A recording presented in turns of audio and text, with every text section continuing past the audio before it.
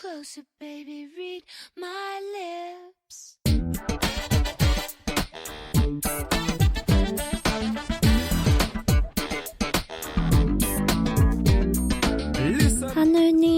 하늘님. 깜짝이야.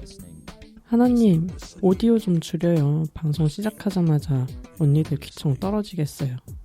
어머, 죄송해요. 아니, 근데요, 하늘님. 그거 아세요? 응? 뭘요? 벌써 2023년도 5월이래요. 말이 돼요? 아니, 이러다가 우리 다음 달 방송에서 하늘님, 그거 아세요? 2023년도 벌써 절반이 지났대요. 라고 하겠어요. 저는 반대합니다. 네? 뭘요? 올해 벌써 5월이라는 것을요. 그럼 저도 반대하겠습니다. 반대한다! 반대한다! 언니들도 반대하시죠? 2023년에 5월을 반대하면서 언니들과 함께하는 2주차 엘플릭스.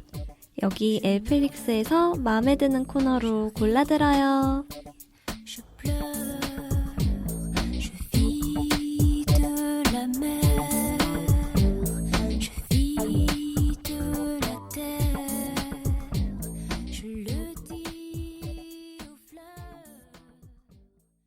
L 양장점에서 사용하는 언니라는 호칭은 특정 젠더에 한정된 호칭이 아닌 모든 L 양장점 청취자분들을 지칭하는 애칭입니다.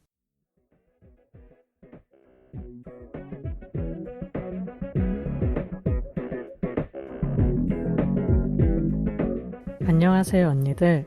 레주파 활동에 힘을 보태어주세요. 기업은행 011-5513-0810 기업은행 011-5513-0810 자동이체를 통한 정기후원 또는 일시후원으로 L 양장점에 언니들의 사랑과 손길을 보내주세요. 언니들께서 후원해주신 금액은 방송 제작비로 소중하게 사용됩니다. 항상 저희 방송을 사랑해주시고 아껴주셔서 감사합니다. 올해 4월에 레주파를 후원해주신 분들입니다. 정유진님, 맑은날의 지렁이님, 숑숑님. 올해에도 잊지 않고 레주파에 보내주신 사랑 마음 깊이 간직하며 더욱 즐겁고 알찬 L 양장점을 만들어가겠습니다. 감사합니다.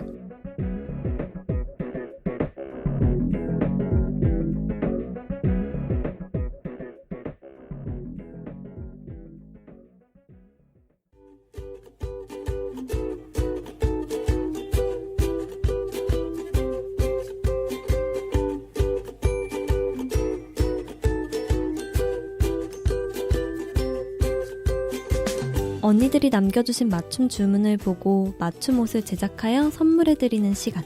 그녀의 맞춤 주문. 5월 2주차의 맞춤 주문 손님은 영하님입니다. 요즘 액상과당과의 전쟁을 하고 있어요. 레주파 언니들도 액상과당 좋아하시나요? 저는 굉장히 좋아합니다. 그래서 문제예요. 목이 마르면 물을 마시면 되는데 자꾸 음료를 마시게 돼요. 목이 마르지도 않은데 일을 하다 보면 자꾸 마실 음료를 찾는 건 이제 습관이고요. 오전엔 휘핑크림 올려진 달달한 커피에 요즘같이 더운 오후에는 에이드 한 잔으로 마무리.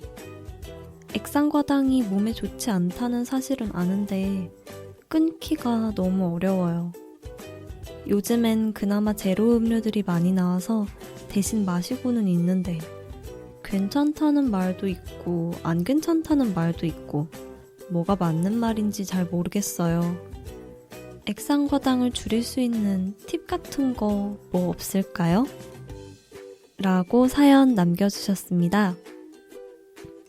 안녕하세요 영아님. 액상과당 맛있죠. 저는 원래 음료를 잘 마시지는 않는 편이었는데요. 어쩌다 보니까 달콤한 매력에 눈을 떠서 저도 요즘은 줄이려고 노력하고 있어요. 휘핑크림 올려서 시럽 뿌린 커피 정말 맛있죠.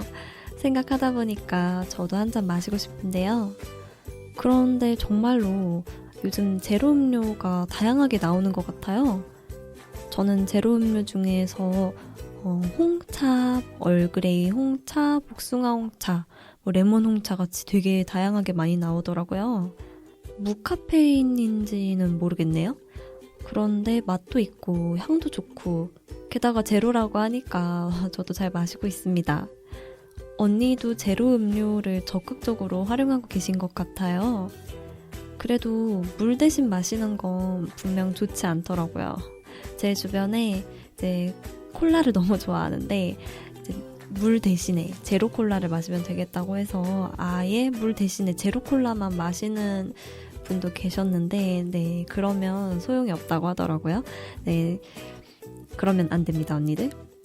그럼 앞으로도 언니의 액상과당 퇴치 프로젝트를 적극 응원하고 권장하면서 언니의 신청곡 뉴진스의 쿠키 듣고 우리는 다음 코너로 돌아올게요.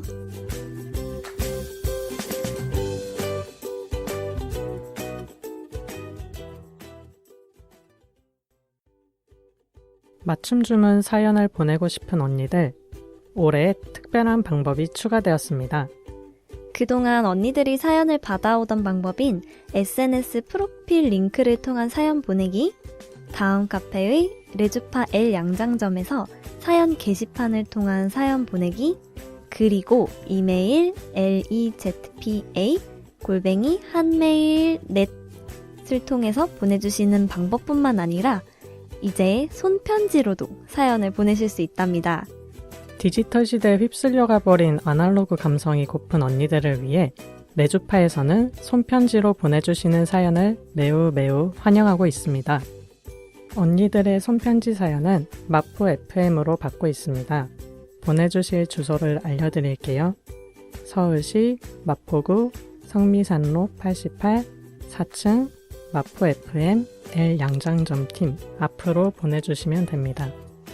자세한 내용은 레주파 카페 공지사항 또는 레주파의 SNS를 통해 확인하실 수 있습니다. 언니들의 사연 다음 주에도 기다릴게요.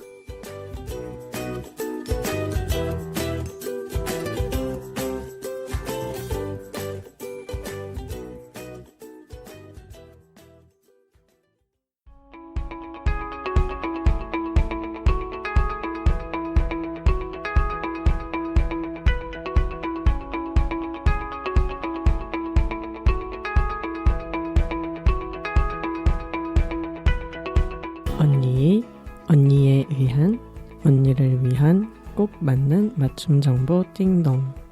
5월 2주차의 띵동입니다. 바로 서울시의 서울 퀴어문화축제 조직위원회 서울광장 사용 불허에 대한 소식입니다. 서울 퀴어문화축제 조직위원회는 오는 7월 1일 서울 퀴어문화축제 진행을 위해 광장 사용을 서울시에 신고하였는데요. 이는 이전 레주파 띵동으로도 언니들께 알려드린 바 있죠. 그런데 서울시는 올해에도 어김없이 서울광장 사용을 불허했다고 합니다. 서울시 열린광장 운영 시민위원회는 시민위원회 회의를 통해 7월 1일 서울광장 사용권에 대해 심의했습니다. 해당 일자의 서울광장 사용을 신청한 곳은 서울 퀴어 문화축제 조직위원회와 기독교 단체입니다. 그런데 시민위원회는 기독교 단체의 청소년, 청년 회복 콘서트 개최를 허용하기로 결정했다고 합니다. 이와 관련하여 서울광장의 사용 및 관리에 관한 조례에 따르면 사용 신고를 수리할 때 사용일이 중복된 경우에는 신고 순위에 따라 수리하는데 어린이 및 청소년 관련 행사가 우선이기 때문에 그렇게 결정했다고 말했다고 합니다. 그러나 서울 퀴어 문화축제 조직위원회 측은 서울시가 편향적인 결정을 내린 것이라고 반발했습니다. 해당 조례에 따르면 신고 순위가 동일한 경우에는 그 신고자들과 협의를 통해 조정한다는 문구가 있는데 조정회의도 열지 않았고 서울시가 별도 안내도 해주지 않았다고 입장을 표했습니다. 관련하여 성소수자 차별 반대 무지개 행동의 논평 중 일부를 발췌하여 언니들께 전해드릴게요.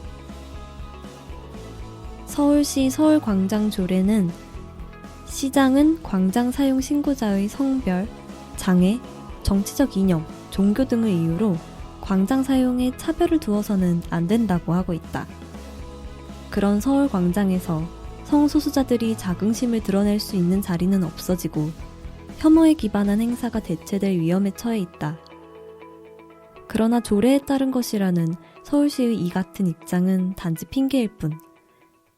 그 근저에는 결국 성소수자에 대한 혐오가 깔려 있다. 청소년, 청년 회복 콘서트의 구체적인 내용은 아직 불분명하지만 그 목적 자체가 퀴어 문화 축제를 방해하고 성소수자들이 자신을 드러내는 것을 막기 위한 것이 분명하기 때문이다. 청소년, 청년 회복 콘서트는 서울시가 이야기하는 것과 같은 어린이 및 청소년 관련 행사로 볼 수 없고 문화 행사의 외피를 띠고 있지만 성소수자 혐오 선동과 비과학적인 전환치료 홍보의 장이 될 것이 명백히 예상된다. 결국 해당 행사는 성소수자 혐오에 기반하여 서울 퀴어 문화 축제를 방해할 목적에서 이루어진 것이다. 그럼에도 서울시는 차별 없이 광장 사용을 보장해야 한다는 조례의 기본적인 원칙을 지키지 않고 형식적인 우선순위를 내세워 서울 퀴어 문화 축제의 광장 사용을 불허했다. 다가오는 2023년 5월 17일은 국제 성소수자 혐오 반대의 날이다. 올해는 한국의 성소수자 인권운동이 시작한 지 30년이 되는 해이기도 하다. 성소수자 운동의 오래된 투쟁을 통해 이룬 여러 진전을 또다시 가로막는 서울시의 행태에 수많은 시민들이 분노하고 있다. 서울 광장에 혐오가 전시될 공간은 없다. 서울시는 즉시 서울 퀴어 문화 축제의 광장 사용 신청을 수리하라. 그럼 2023년 5월 2주차의 띵동은 여기까지. 언니들 다음 달에도 알찬 소식으로 돌아올게요.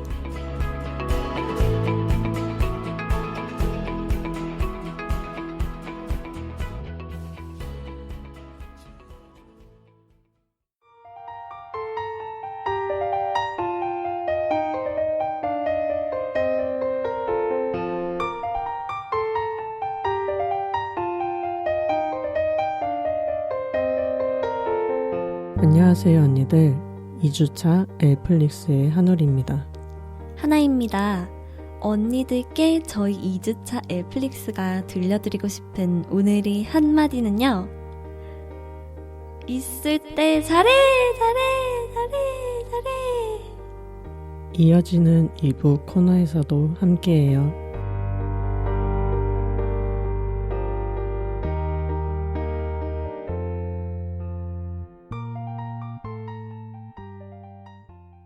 퀴어 라디오 L 양장점은 무지개처럼 다양한 즐거움을 드리기 위해 주차별 고정 코너를 진행하고 있습니다. 이번 방송은 DJ 겸 작가 하나, 그리고 엔지니어 한울이 함께하는 2주차 방송 엘플릭스입니다. 언니들이 뭘 좋아할지 몰라서 다 준비해봤어요. 같이 들어요, L 양장점.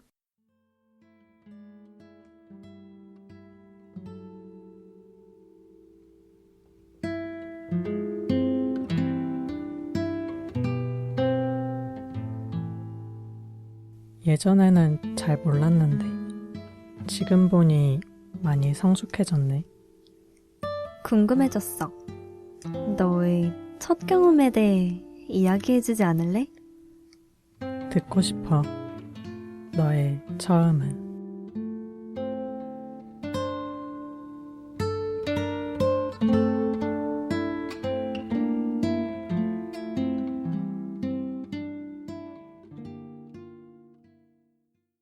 안녕하세요, 언니들. 벌써 5월의 너의 처음은 코너로 돌아오게 되었는데요. 언니들, 이번 코너에는 게스트분들이 2분이 와 계신다고 합니다. 그래서 오늘의 한울님은 잠시 쉬시는 걸로 하고요. 오늘 게스트 2분과 한번 이야기를 해볼 텐데요. 5월의 너의 처음은 주제는 바로 첫 사회생활입니다. 언니들께서도 어떤 사회생활이든 경험이 한 번씩 있으실 거라고 생각이 되는데요.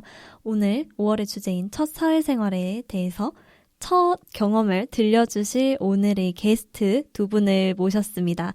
안녕하세요. 안녕하세요. 안녕하세요. 네, 한 분씩 한번 소개를 부탁드려도 될까요? 안녕하세요. 오늘 처음으로 게스트에 참여하게 된 연두라고 합니다. 잘 부탁드립니다. 와, 연주님 반가워요. 그러면 이쪽 분.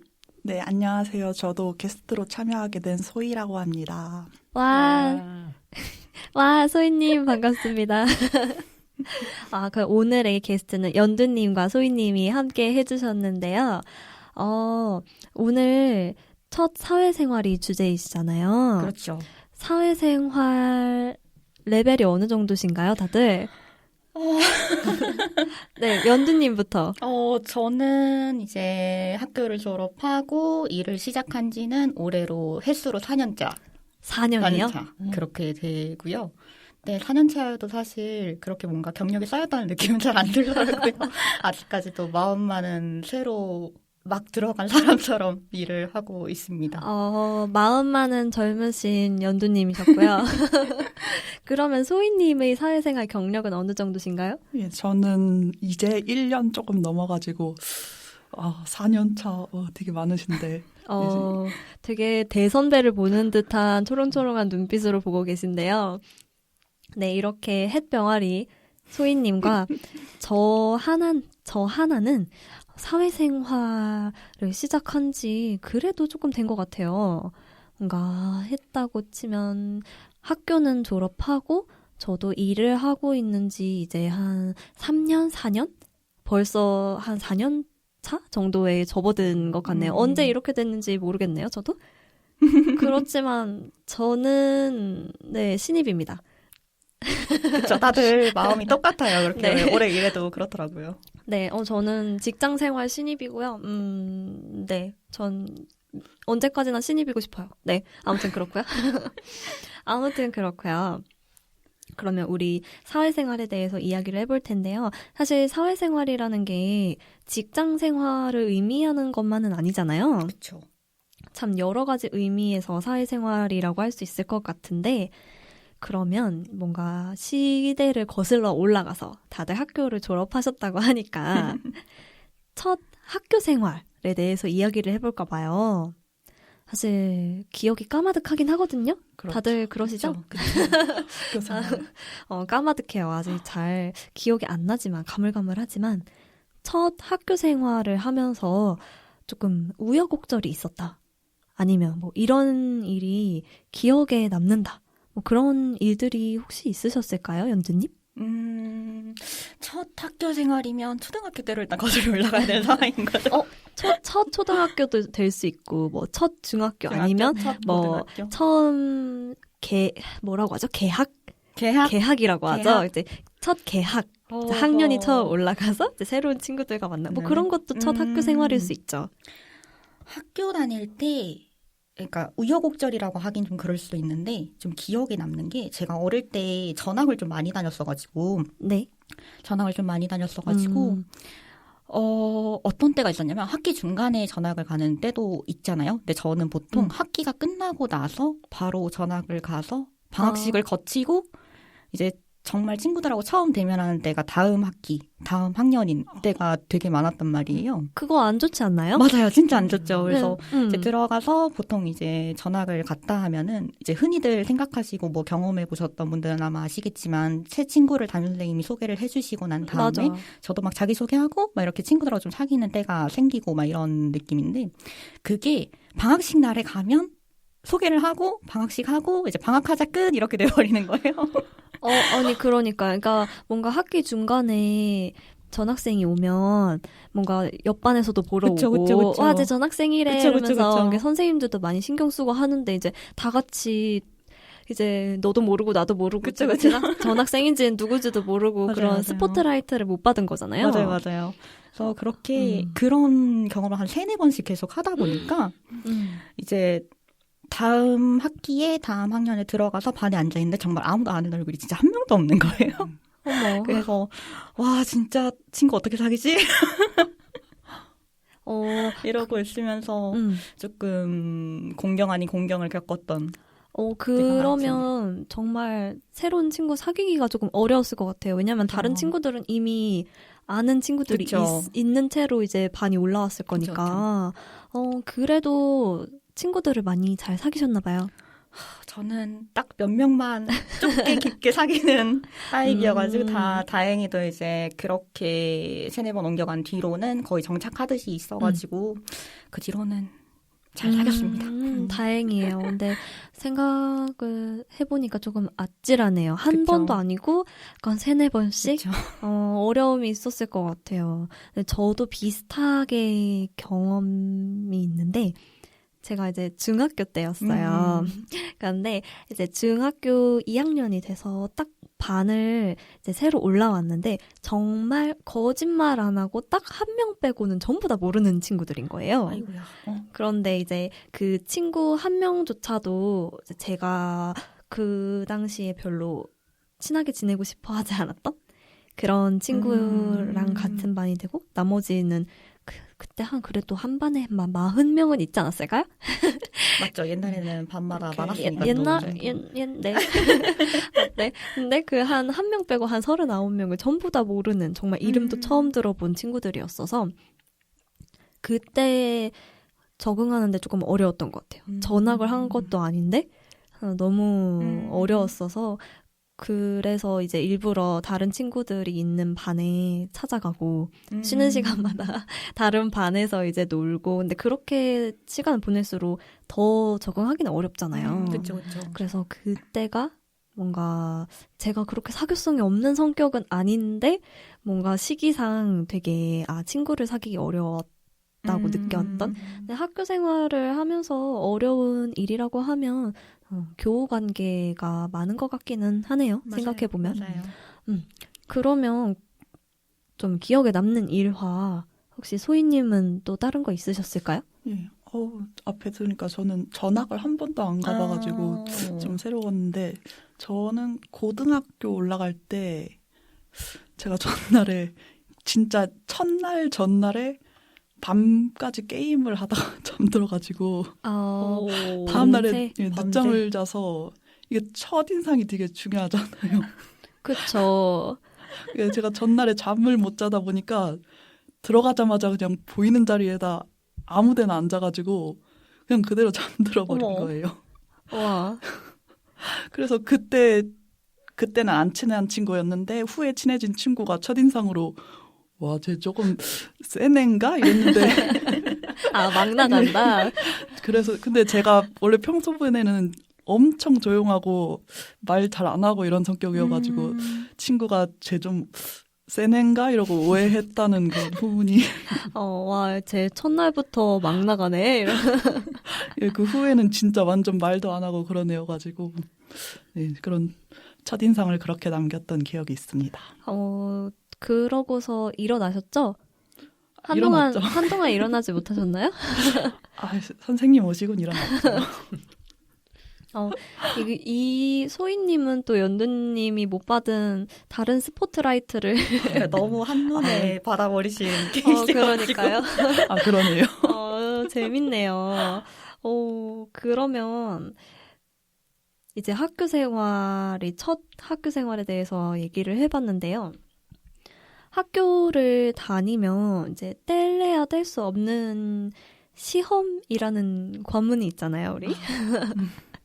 이제 시험을 치면서 학교 생활이 굴러간다라고 뭔가 얘기해도 과언이 아닐 것 같은데 첫 시험과 관련해가지고 조금 생각나는 경험들 같은 게 있으실까요? 근데 사실 학교 시험일 수도 있겠지만 뭔가 학교를 넘어서 이제 자격증 시험이 될 수도 있고요. 이게 뭐 진짜로 뭐 이렇게 문제를 풀고 그런 시험이 아니라 뭔가 제 친구들을 예로 들어 보면 뭐 바리스타 시험 같은 경우에는 아니면 제빵 시험 그런 거는 직접 이렇게 만들어서 시험을 보고 뭔가 그런 기능사 시험도 있을 거고요. 아니면 가장 최근에 보았을 거라고 생각되는 시험이긴 한데요. 토익 시험. 뭐 그런 영어 공인 자격증 시험이나 그런 것도 있을 것 같은데 혹시 관련해가지고 뭔가 기억에 남는 일화들이나 뭐 그런 게 있으실까요? 혹시 연두님?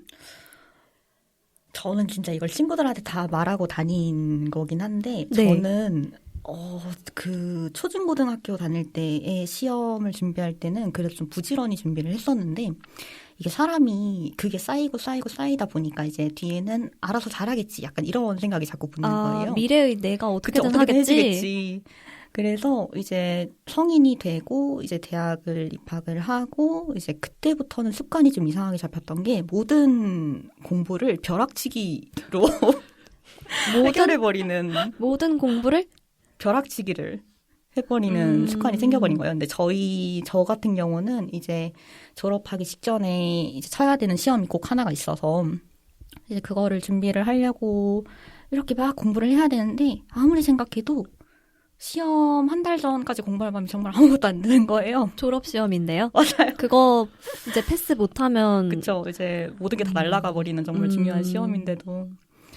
그래서 그때도 막, 진짜 공부를 해야 되는데, 어떡하지? 근데 나중에 내가 해주지 않을까? 막 이런 마음가짐으로 있다가 진짜 거짓말 안 치고 3주 전부터 진짜 죽어라 했던 기억이 나요. 근데 이게 진짜 사실 몸에는 별로 안 좋은 상황인 거잖아요. 별로 안 좋지 않아요. 너무 안 좋죠.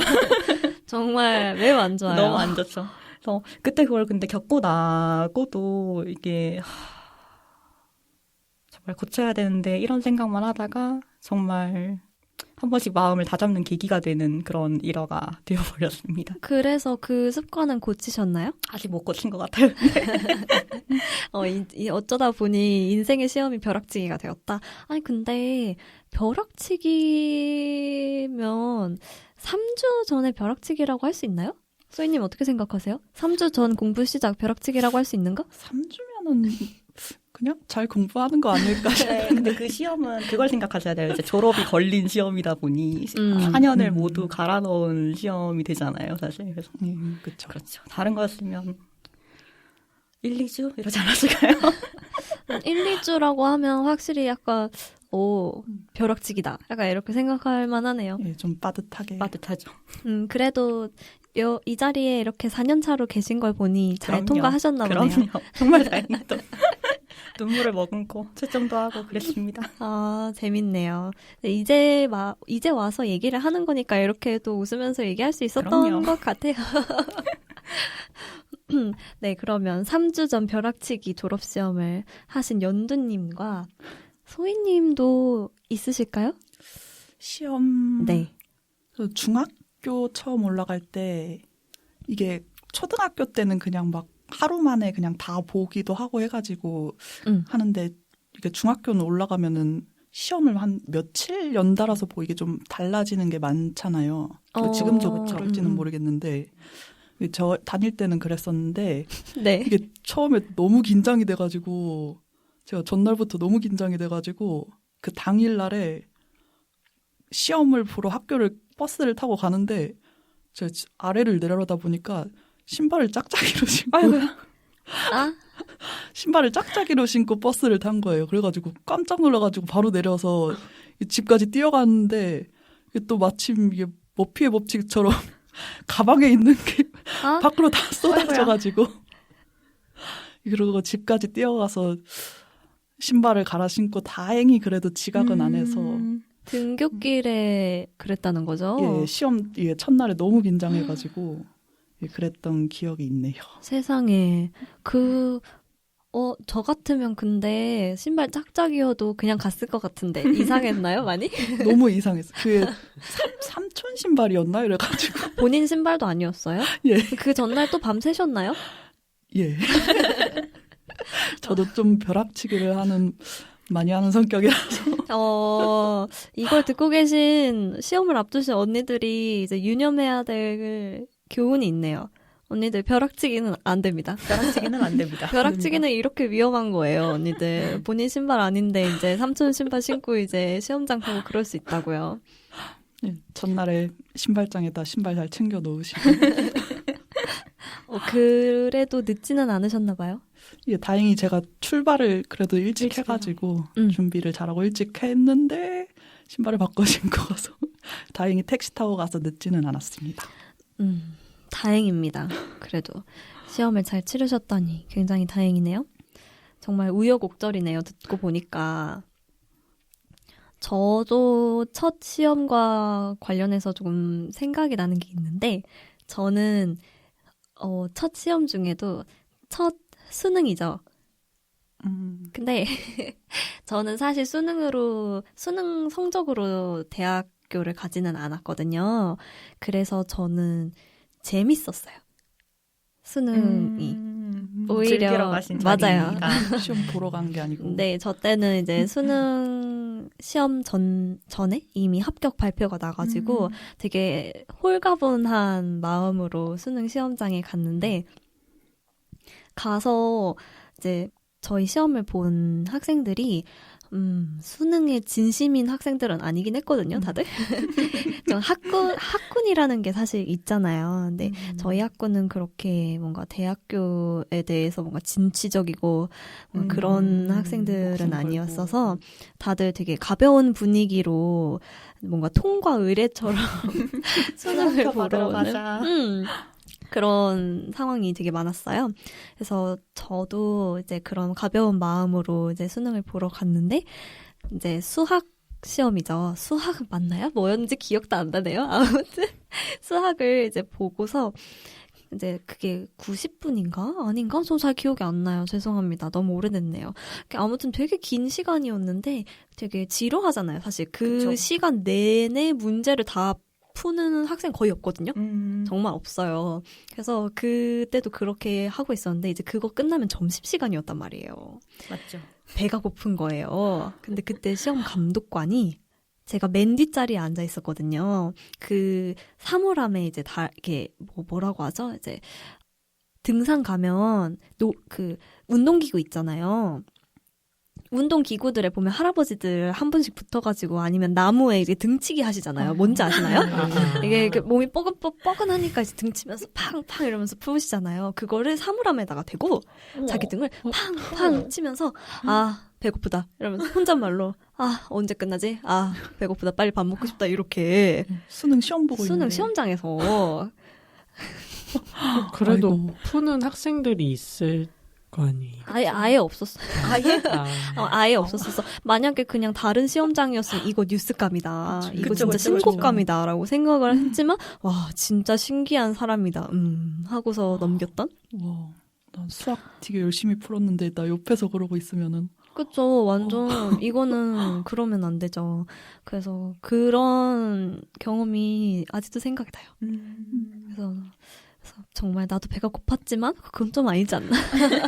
그건 좀 아니지 않나? 그리고 그때 먹었던 도시락 생각이 아직도 나네요. 뭐 드셨어요? 저 소세지 볶음이었어요. 소세지 볶음에 약간 된장국 같은 거 해가지고 그거 열심히 맛있게 먹고 이제 이제 다음 시험 보러 가야겠다 하고서 봤는데 시간을 착각한 거예요. 그래서 원래 그 다음이 영어여가지고 듣기평가 전에 10분인가? 전에 앉아있어야 되나? 뭐 그랬었던 것 같은데, 제가 그거 시간 착각해서, 하고서 막 갔는데 이미 다 앉아있고, 내 스포트라이트를 받으면서 딱 등장했던 약간 그런, 그래도 시험은 봤어요. 네. 잘 보셨으면 네, 됐죠. 어기지만 않았으면. 뭔가 그런 기억이 있네요. 근데 이러면 안 되죠. 신곡감.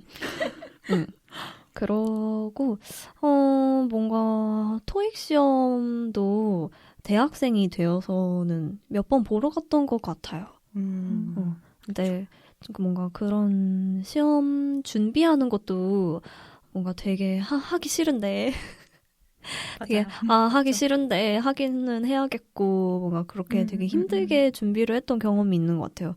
근데 그렇게 준비를 해도 그게 2년인가요? 유효 기간이? 맞아요. 2년. 유효 기간이 있는 시험이라서 뭔가 되게 돈도 많이 쓰고 내 시간도 많이 쓰고 했는데 뭔가 도움이 되었는가? 그건 잘 모르겠네. 유효 기간은 끝나버리고. 2년 만에 막 쓸 일 있어야 되니까.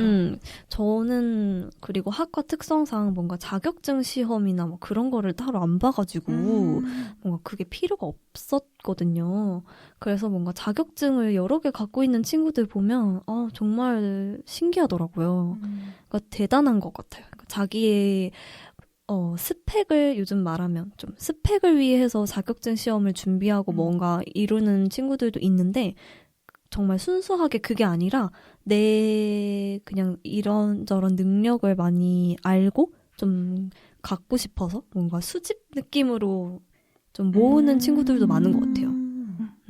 그래서 궁금해졌네요. 혹시 뭔가 이것도 뭔가 자기 개발에 속하겠죠, 이제?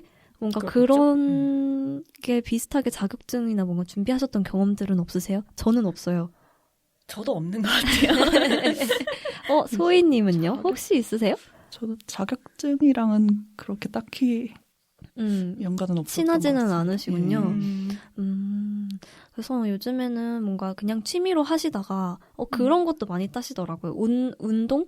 뭔가 필라테스 강사 자격증. 이런 거는 되게 많이 따시더라고요. 그러니까 자기가 운동하시다가 이거 좀 재밌는데 하고 그냥 이렇게 하나 두 개씩 따보고 아니면 뭐 스쿠버 다이빙 뭐 그런 것도 되게 많이 따더라고요. 그래서 뭔가 무료한 일상에 새로운 재미를 얻으시려는 언니들이 계시다면 자격증이 뭐 이렇게 이 자격증을 가지고 뭐 써먹어야지 뭐 이런 정도는 아니더라도 자격증 시험 쪽을 조금 찾아보시면 조금 동기부여도 되고 재미있게 할 수 있는 것들이 꽤 많은 것 같더라고요. 자기 개발도 되고 되게 좋은 것 같아요. 언니들의 건강한 삶에 굉장히 괜찮은 것 같아요. 그러면 저희 이러면 시험과 관련된 얘기는 충분히 한 것 같아서 여기까지 해보고요. 이제 학교 생활을 넘어가 봅시다. 이제 현재로. 그죠. 이제 본격적인 얘기가 시작될 것 같은데요. 취업을 이제 첫 취업이 있을 거잖아요. 그쵸. 근데 이 첫 취업 요즘 많이 어렵다고 하더라고요. 그쵸. 듣고 계신 언니들께서도 공감하실 것 같아요. 그래서 혹시 첫 취업에 관련해서 조금 재미있는 이야기가 있다. 뭐 취업을 준비했던 이야기도 괜찮고요. 뭐 취업을 하면서 뭐 면접관한테 뭐 나는 이런 소리까지 들어봤다. 아니면 면접관한테 내가 이런 얘기까지 해봤다. 뭐 아니면 어이없던 얘기. 아니면 첫 취업을 하면서 뭔가 어이없는 혹은 또 그걸로 인해서 또 배운 이야기들도 있을 거잖아요. 뭐 그런 이야기가 있으실까요, 소희님? 왜냐면 가장 저희들 중에서도 그래도 가장 최근에 겪으신 분이잖아요. 그쵸? 취업에 면접 중에 들어가면 이것도 약간 대학생활로 들어가기는 하는데 네, 괜찮죠. 면접 볼 때 일화가 제가 면접을 보러 갔는데 이게 대기 시간이 엄청 길었었어요. 그래가지고 처음에는 엄청 열심히 준비하다가 이게 막 2시간을 넘어가니까 긴장을 탁 놓게 돼가지고 그냥 혼자 멍하니 앉아있다가 이렇게 들어갔는데 3대3 면접? 이렇게 네. 면접을 보러 갔는데 그 면접관님이 갑자기 질문이 세포를 구성하는 물질을 갑자기 여쭤보는데 네. 셋 다 이게 시간이 오래 지나니까 머리가 너무 멍해져가지고 이게 되게 쉬운 건데 생각이 안 나는 거예요. 그래서 첫사람부터 그 시장에 가면 게임 혹시 아세요? 네? 시장에 가면 이게 하나씩 차례대로 차례대로 기억하는 거. 첫사람이 핵이요 이러고 두 번째 사람이 핵이랑 리보솜이요 이러고 세 사람이 핵이랑 리보솜 미토콘드리아 이렇게 그 하나씩 되게 많은데 딱 3개만 이렇게 얘기하고 해서 망했던 기억이 있네요. 근데 그거는 면접 잘못 아닌가요? 그쵸. 근데 대기 시간이 길어질수록 정말 힘들잖아요. 그쵸. 사실 가서 기다리는 것만 2시간이지, 뭐 집에서 나와서 뭐 옷도 차려 입고, 뭐 요즘은 뭐 면접 뭐 면접관들이 뭔가 그런 메이크업? 면접 메이크업을 요구하는 데도 있고 뭔가 맞아요. 이것저것 준비하고 막 면접 질문 보고 다시 혼자 얘기해보고 막 하면은 하루 종일 걸리는데 그렇죠. 2시간, 대기 2시간이면 정말 힘들었을 것 같아요. 긴장이 너무 확 풀려가지고 머리도 멍해지는. 진짜. 그러면 혹시 지금 거기에 다니고 계신가요? 아, 거기를 떨어졌죠. 그래서 그런 이유로 떨어졌죠. 이건 슬픈 이야기였네요. 근데 더 좋은 데 붙어가지고. 그래도 그러면, 다행히, 그러면 잘 된 거죠. 거기는 다행히 잘 봐서 다른 데는 합격을 했습니다. 재밌네요. 이렇게 얘기하니까 이제 지금 다른 데 다니고 계시니까 뭔가 재미있게 얘기를 할 수 있는 것 같아요. 그럼 연두님은 있으세요? 비슷한 이야기라던가? 저도 면접 때 얘기긴 한데 제가 이제 졸업을 막 하고 이제 면접을 다니기 시작했던 연도가 코로나가 막 시작이 돼서 한참 마스크를 안 쓰면 눈총을 받는 그 시기였단 말이에요. 근데 그때 이제 면접장에 들어갔는데 저는 앞에 이제 관리하시는 분 5분이랑 저 혼자 이렇게 그러니까 5대1로 이렇게 면접을 봤거든요. 근데 들어가서 인사를 드리고 딱 자리에 앉았는데 이제 거기서 제일 위에 상사로 보이시는 분이 이제 저한테 말씀하시는 게 면접이니까 마스크를 그냥 벗고 얘기를 해달라라고 하시는 거예요. 근데 사실 그때가 너무 터진 지가 얼마 되지도 않았고 이제 안쪽에는 사람이 또 몰려있고 이런 상황인데 이제 아무리 생각해도 이제 저는 의리인 입장으로 간 상황인 거니까 거기서 마스크를 벗고 얘기를 해라 이렇게 하는 상황이어서 그때 되게 뭐지?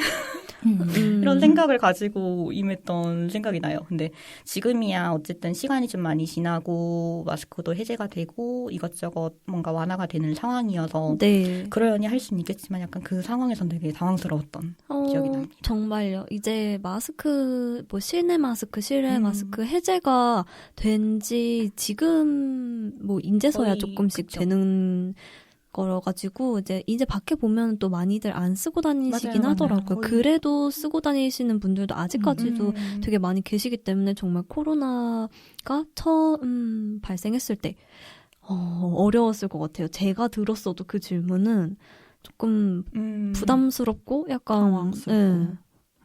그쵸. 그래서 벗으셨어요? 얼굴만 보여드리고 코로나 상황이기 때문에 저도 걱정이 돼서 죄송하지만 다시 쓰겠습니다 하고 쓰고 봤습니다. 그래도 잘 대처하셨네요. 되게 단단한 답변이었어. 지금 옆에서 하늘님이 박수 치고 계신데요. 감사합니다. 그러면 그렇게 답변하셨을 때 면접관들이 이해해주는 분위기였나요? 네, 다행히도. 다행이네요. 정말 다행이네요. 정말 다행이네요. 거기서 막 그쵸. 이렇게 찌푸렸다? 인상을 찌푸렸다? 네가 감히? 이렇게 나왔다? 그러면 그쵸. 어떻게 보면 이제 합격을 한다면 미래의 상사가 될 수도 있는 그렇죠. 입장이라 이제 뭔가 명령을 거부한다는 인상을 받으셨을 수도 있는데 다행히도 이해해 주시는 분위기라 오히려 뭐 보고 나서. 좋게 보셨을 수도 있고. 그럼 정말 다행이죠. 저라면 좋게 봤을 것 같아요. 그러면 혹시 지금 거기에 재직 중이신가요? 네, 다니고 있습니다. 와, 이거 네. 성공 스토리다. 다니고 진짜 있습니다. 상사가 되셔. 네, 고생이 많으시겠네요. 감사합니다. 고생 많으십니다. 재밌네요. 저도 뭔가 면접 관련한 이야기가 조금 많이 생각이 나는 것 같아요. 저는 면접관 얘기는 아니고요. 일단 그곳이 조금 신기한 면접을 보는 곳이었어요. 뭔가 그 인적성 평가를 많이들 하잖아요. 면접을 보기 전에. 그쵸. 그런데 인적성 평가로 인해서 이제 지원자의 3분의 2가 걸러지는? 어머. 정말 신기하죠. 자소서 뭐 그런 것도 없습니다.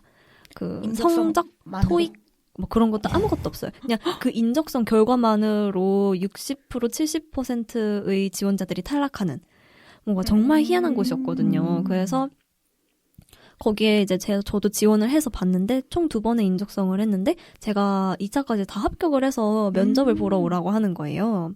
이제 거의 최종 면접을 보러 오라고 딱 가서 이제 되게 먼 곳이었거든요. 이제 아침부터 불이 나게 새벽부터 가서 딱 갔는데 이제 거기에 모인 사람들이 요즘에 유행하는 MBTI로 예를 들어보면 정말 저랑 MBTI가 정말 똑같은 거죠.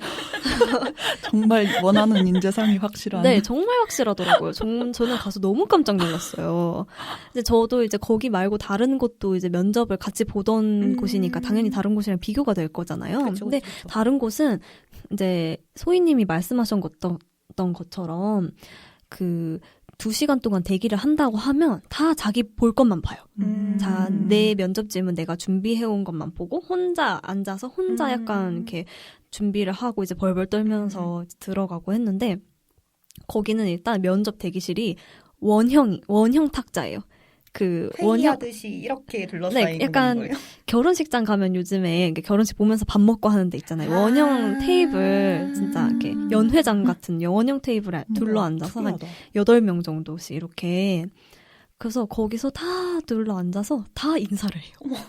그리고 이제 뭐 이렇게 뭔가 수험표나 그런 거 나눠주시는 분들도 있잖아요. 그쵸, 그러면 그쵸. 전부 다 인사를 해요. 근데 거기 모인 사람들이 한 명도 빠짐없이 전부 다 인사를 하고 똑같은 사람들이. 막 자기들끼리 둘러 앉아가지고 옆에 자리 있어요? 하면 없어요 앉으세요 하면서 막 앉고 막 앉아서 얘기하면서 여기 말고 어디 지원하셨어요? 이러면서 저번 주에 거기 면접 봤어요? 이러면서 거기 어떠셨어요? 막 이러면서 막 얘기하고 그래서 그렇게 하면서 저는 그때 기억에 남는 게 옆에 앉았던 분이 저한테 사탕을 주셨어요. 그래서 이거 사탕 드세요 해서 저도 제 가방에서 꺼내서 사탕을 줬어요.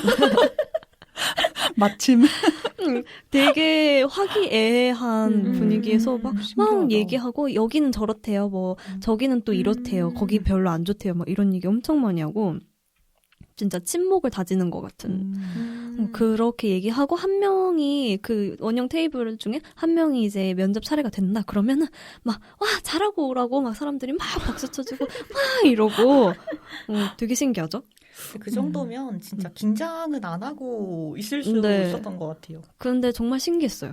저는 지금까지 면접 본 곳 중에 그런 곳은 이제 없어요. 되게 특이했던 곳이 한 군데 있었어요. 그래서 저는 거기에 떨어지긴 했거든요. 얘기를 잘 못해가지고. 근데 되게 기억에 많이 남고 되게 인상이 되게 좋게 남았던? 뭐 그곳에서 일하면 저랑 비슷한 사람들이 이제 도처에 있는 거잖아요. 그렇겠죠. 좋은 건가? 좋은 건지 잘 모르겠지만 아무튼요. 되게 좋은 인상으로 남았던 곳이 있고 또 반대로 나쁜 인상으로 남았던 곳을 얘기하자면 그 질문이죠. 굉장히 고리타분한 질문인데 너희 아빠 뭐 하시노? 어머. 를 정말 저한테 물어보는 데가 어머, 있었어요. 그걸 진짜로. 요즘에는 이제 이력서에도 가족 관계를 잘 안 그쵸, 안 쓰잖아요. 쓰죠. 그렇죠. 사진도 떼는 것도 그렇죠. 굉장히 많은데. 뭐 사진도 떼고 뭐 이런 것 많이 있지는 않겠지만 뭐 성별 기재도 빼고. 그쵸. 근데 거기는 이제 내 사진, 학력, 나온 출신 학교, 뭐 부모님과의 관계, 부모님의 직업 뭐 이런 것도 다 적게끔 되어 있어서 그거를 굉장히 좋아하는 그런 사람이 하나 있었습니다. 그래서 너희 아버지 뭐 하시냐고. 그 얘기를 이제 면접 때 듣고서 오잉? 지금이 21세기인가? 들으면서도 이게 맞는 그러니까요. 건가 싶었을 것 다들 같아요. 지금 미간을 찌푸리고 네. 계셔서. 그러니까요. 너희 아버지 뭐 하시냐? 어머니 뭐 하시냐? 동생 뭐 하나요? 약간 이런 아유. 그런 호구 조사를 한번 당했던 굉장히 불쾌한 경험이 있어요. 그런데 제가 거기서 이제 일을 했죠. 네. 네, 지금은 안 다니고 있습니다. 결말이 너무 슬프게. 그렇죠. 이상하죠? 좋았던 데는 안 다니고 그렇죠. 나빴던 데는 다니고. 저도 되게 얘기하면서 슬프네요. 근데 언니들 거르세요. 안 좋더라고요. 면접은 면접은 면접관이 나를 평가하는 자리이기도 하지만 내가 그 회사를 어떤지 또 평가하는 맞아요. 오히려 맞죠, 그런 맞죠. 그쵸. 역으로 내가 평가하고 내가 확인해 볼 수 있는 자리이기도 한 것 같아요.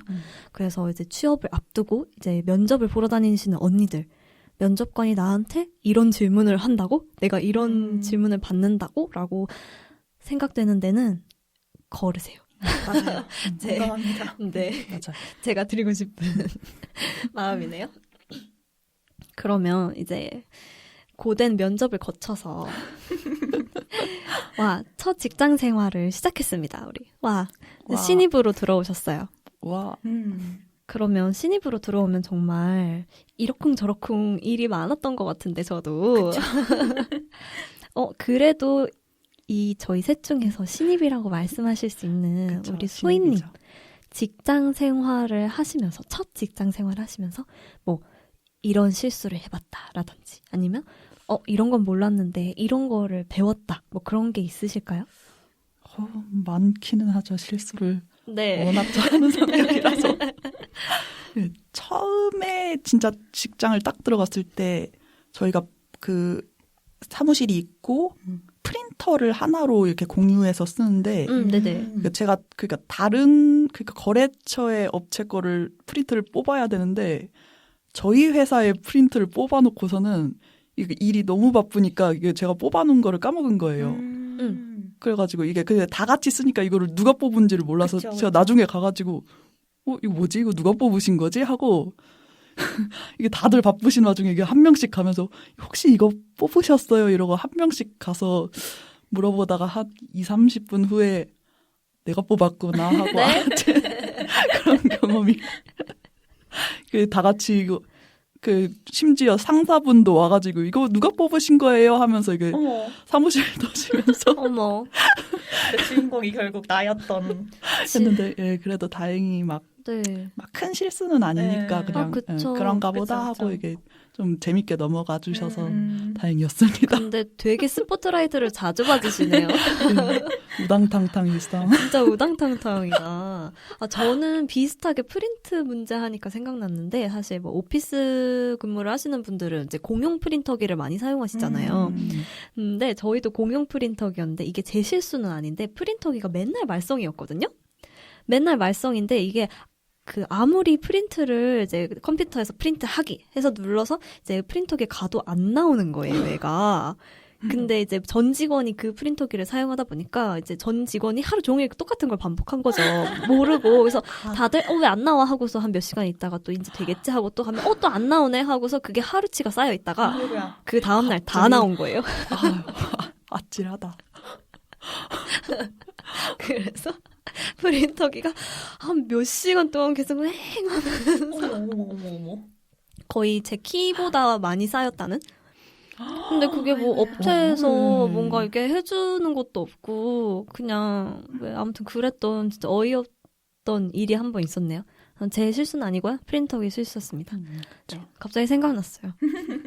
그러면 있으세요, 연두님? 저는 없을 수가 없죠. 없을 수가 그쵸. 없고 이제 소희님이 앞에서 이제 좀 가벼운 실수를 얘기를 해주셨는데 저는 저기랑 완전 정반대여가지고 네.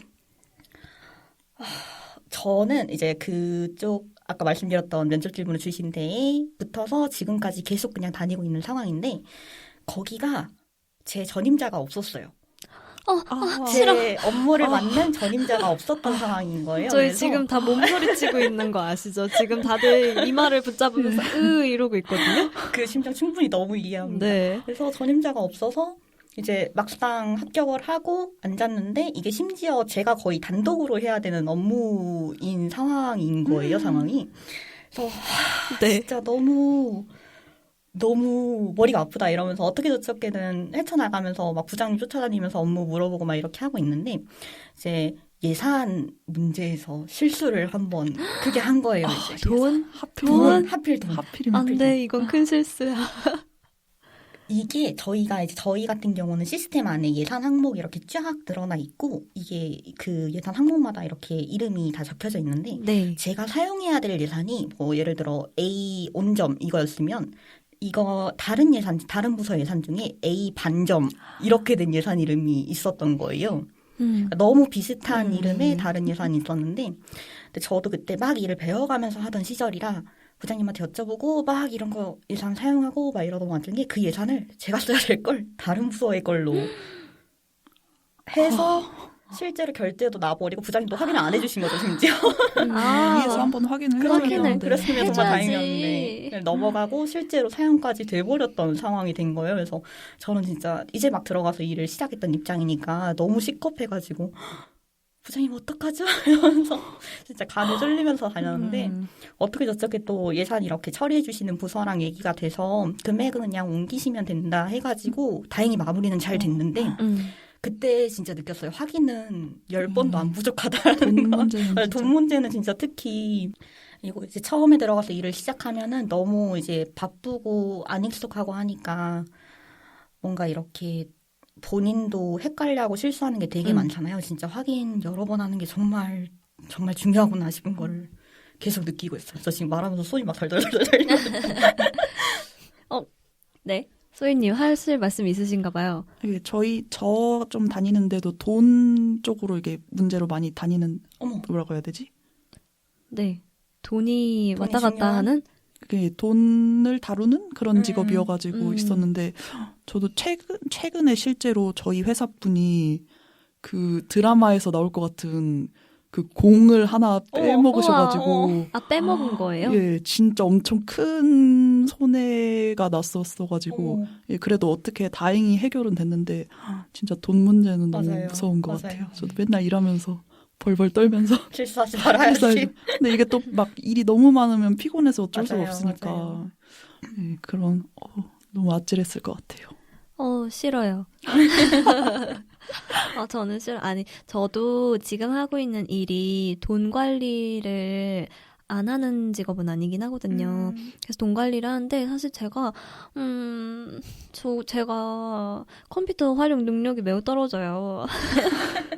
정말 반성하고 있는데, 그 엑셀을 보통 이제 뭐 계산기처럼 쓰시잖아요. 그렇죠. 근데 걔가 제 맘대로 안 돼요. 저는 지금 이것도 지금 몇 년 차기는 한데도 아직도 어려요. 그게 수식을 잘 걸어도 이상하게 나올 때가 있더라고요. 오류나고. 왜 그런 거예요? 한 번씩 확인을 해봐야죠. 그래서 이건 왜 이러지? 이건 왜 이러지? 막 이거 더 하고 이거 더 하고 이거 더 하라고 했는데 막 중간 하나씩 꼭 빼먹고 난 분명히 잘 걸은 것 같은데 막 안 되고 그래서 싫으네요. 돈은 받기만 하고 싶어요. 그쵸. 제가 그쵸. 쓰고 내가 사용해야 되고 내가 관리해야 되는 일 최대한 없었으면 좋겠는. 나는 돈을 받기만 하고 싶어. 남의 돈을 관리한다는 게 참. 맞아요. 그러게 말이에요. 참 얘기하다 보니까 되게 재밌네요. 저는 생각나는 실수가 있다면 저는 그런 걸 되게 많이 했던 것 같아요. 얘기를 해주는데 못 알아들어서 그러니까 혼자 뭐지? 그게 뭐지? 약간 이랬던 점? 저는 병원에서 일을 했었는데요.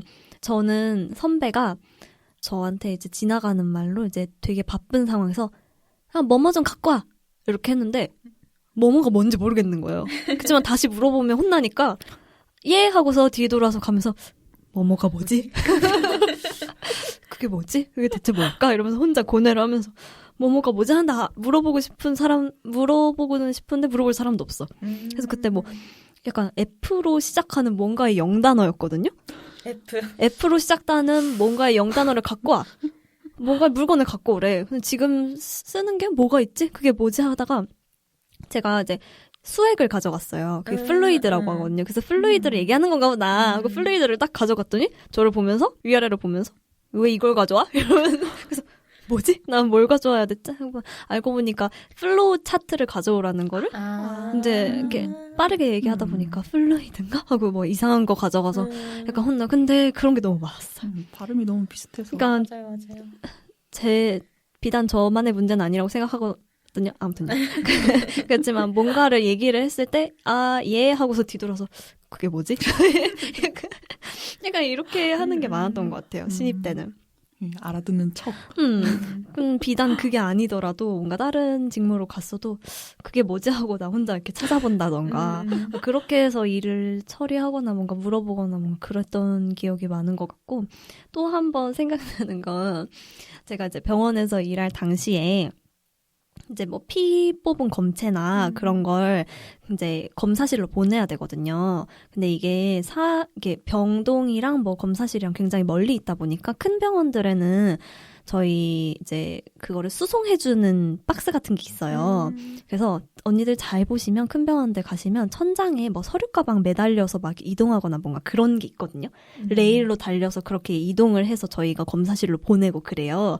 근데 이제 그거를 보내는 게 되게 아날로그식이에요. 약간 뭐 모스부호 보내듯이 약간 이렇게 번호 쳐가지고 딱 보내는 그런 시스템인데 그거를 제가 잘못 보낸 거예요.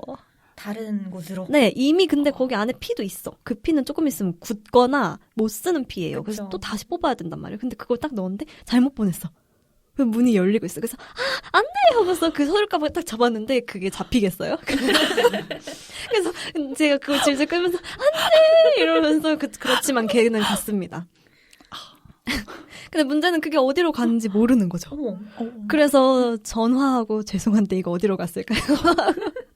몇 시간 동안 찾고 그래서 그 환자는 이제 그 검사 결과가 나와야 약을 먹을 수 있는 상황이었는데 그것 때문에 환자는 아파 죽겠다고 하는데 약도 못 먹는다고 하고 그래서 혼자 아이고야. 죄인이 됐다 약간 그래서 그 서류 가방을 막 붙잡고 한 대 하고 그랬던 기억이 있네요. 재밌네요. 재밌다. 더 이상 거기서 일하지 않기 때문에 말할 수 있는. 그럼요. 그쵸, 저는 그쵸. 이제 일하지 않기 그런 실수는 이제 하지 않기 때문에 네 그런 재미있는 경험이 있었습니다. 아 언니들 이렇게 얘기하다 보니까 벌써 마무리할 시간이 다가온 것 같은데요. 이거 하나만 여쭤보고 싶어요. 연두님 혹시 첫 사회생활 이것만 알면 성공한다. 확인을 잘하자. 확인을 잘하자. 확인을 잘하자. 소희님 선배가 알려주는 사회생활의 성공 비법? 아니, 저 1년밖에 안 됐는데 질문이 바뀌었다. 이 질문이 바뀐 거 아닌가? 네, 그러면 예. 다른 질문을 드리도록 할게요. 저희 이제 곧 첫 번째 시험을 앞둔 언니들이 계시잖아요. 그런 언니들에게 시험 유경험자로서 한 말씀 소희님이 해주신다면요? 예, 전 저처럼 너무 긴장하지 마시고 그냥 열심히 준비하신 대로 시험 봤으면 좋겠다고 말씀드리고 싶습니다. 평소대로가 중요한 것 같긴 해요. 음. 그러면 이제 막 사회에 첫 발을 내디딘 사회생활 레벨 1, 레벨 1 뉴비 언니들에게 연두님이 드리고 싶은 말씀이 있을까요? 일하기 시작한 지 얼마 안 됐을 때는 실수하는 게 너무 당연하다는 말? 맞아요. 맞아. 맞아요. 주변에서도 이제 막 일하기 시작한 친구들이 되게 많아요. 근데 그 친구들도 맨날 실수한다고 막 울면서 전화하고 이러거든요. 근데 그때마다 항상 말해주는 게 그게 당연하다고 그거 봐주기 위해서 저도 실수를 해봤고 그거 봐주기 위해서 상사들이 있는 거고 하니까 너무 걱정 말고 그냥 실수하는 게 당연하다 생각하고 너무 부담 가지지 마시라는 말씀을 제일 드리고 싶습니다. 우와, 나 연두님 후배할래. 나도 네, 제가 열심히 사고치면 연두님이다. 수습해야죠. 수습해야죠. 되게 괜찮은 상사네요. 근데 저도 비슷하게 드리고 싶어요. 실수는 혼자 하는 건 아닌 것 같아요. 맞아요. 그 실수를 하게 된 데는 꼭 이유가 있다? 이게 그 회사의 시스템 문제일 수도 있고 그게 분명 내 문제일 수 있어요. 근데 무조건 내 탓은 아니더라고요. 맞아요. 내가 맞아요. 잘못해서 무조건 나만 잘못해서 일어나는 실수는 아니기 때문에 본인에게 관대하라. 그런 말씀을 드리고 싶네요. 1년 차로서 많은 위로가 되네요. 네, 본인에게 관대하셨습니다, 소희님. 나에게 관대하자. 그러면 오늘 녹음은 여기까지 마무리를 해보고요. 참 누구나 처음은 있고 또 그 과정은 미숙하고 또 어리석기 마련인 것 같아요. 언니들의 처음을 레주파가 함께 응원하겠습니다. 언니들 할 수 있어요. 다음 달에 또 다른 새로운 첫 경험들로 언니들을 응원하러 돌아오겠습니다. 언니들 안녕. 안녕.